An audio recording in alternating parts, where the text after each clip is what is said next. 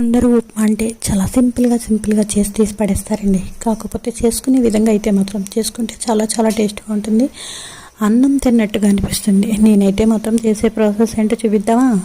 కొంచెం టమాటాలు అయితే మాత్రం బాగా పండినవి తీసుకున్నానండి. ఇష్టమైన వాళ్ళు మిక్సీ ఆడేస్తారు, లేదంటే కనుక చిన్న ముక్కలుగా తరుక్కుంటే మాత్రం చాలా బాగుంటుంది. కొంచెం బంగాళదుంప, ఉల్లిపాయ, పచ్చిమిరపకాయలు, అల్లం వెల్లిపాయ పేస్ట్ ఉంటే అక్కర్లేదు, నేనైతే అల్లం ముక్కలు వేసాను.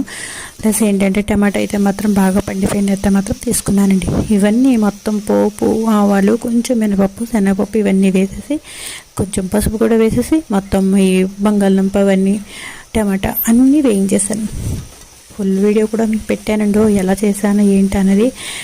సింపుల్గా అయితే మాత్రం చూపించేస్తున్నాను. ఇప్పుడు ఇవన్నీ వేయించేసుకోవడం, 1కి 4 గ్లాసులు కొలత అయితే మాత్రం పెట్టుకోవడం. కరివేపాకు మాత్రం కంపల్సరీ వేయాలండి, నెయ్యి కూడా వేయాలండి. లాస్ట్ ఫినిషింగ్ టచ్ అయితే మాత్రం నేను నెయ్యి వేస్తాను, టేస్ట్ చాలా బాగుంటుంది. ఆఖరికి ఉప్మా అయితే మాత్రం ఇలా అయిపోయిందండి.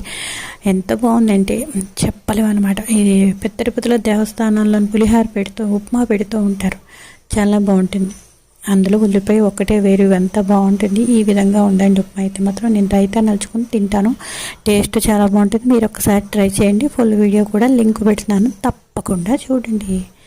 లైక్ చేయండి, షేర్ చేయండి, సబ్స్క్రైబ్ చేయండి.